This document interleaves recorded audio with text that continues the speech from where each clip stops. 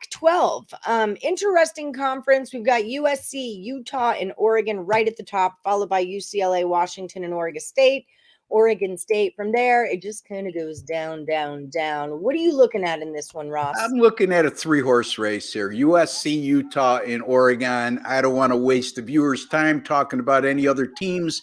If one pops up and surprises everybody, I'll tip my hat, but I don't see it.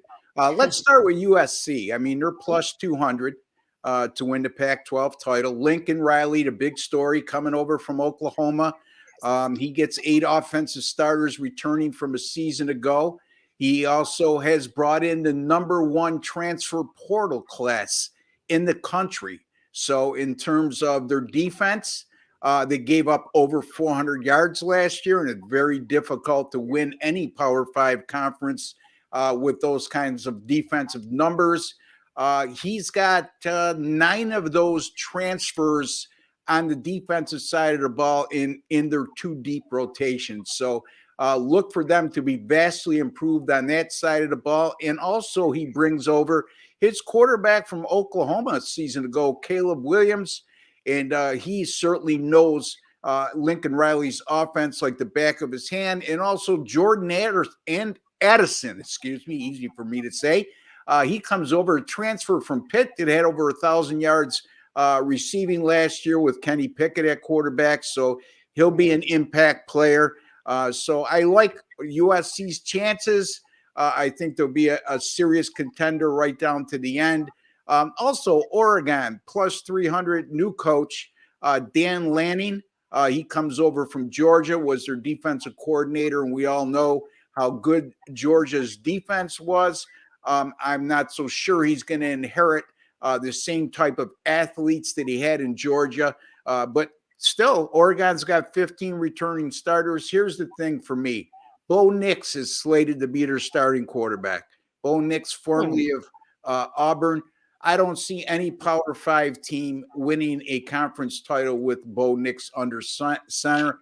I do think Oregon will be very good, but I think Bo Nix will be their enigma in terms of winning the Pac-12. Then we go to Utah, the defending Pac-12 champions, at plus 250 right now.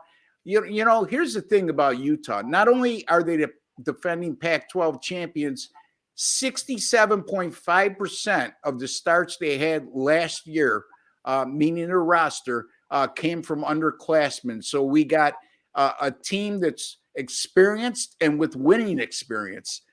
Some teams you'll get 20 starters back, but they went 2-12 the year before. So what? This team was a Pac-12 champion, excellent 10-4 record.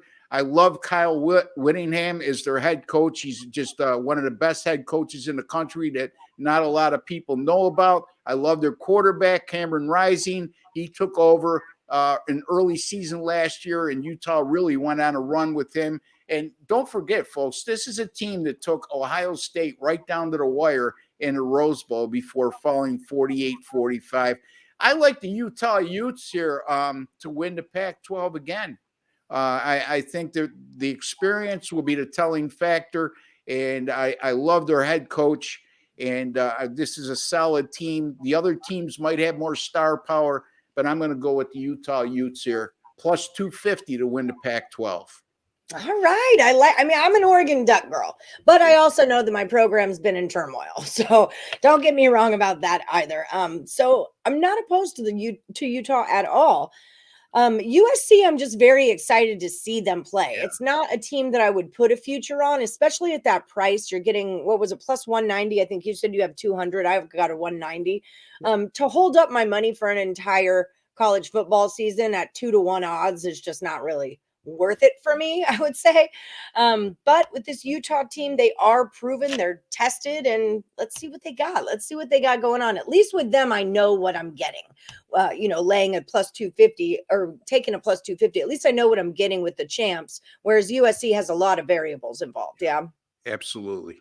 I agree wholeheartedly. All right. Beautiful. I love it when you do that.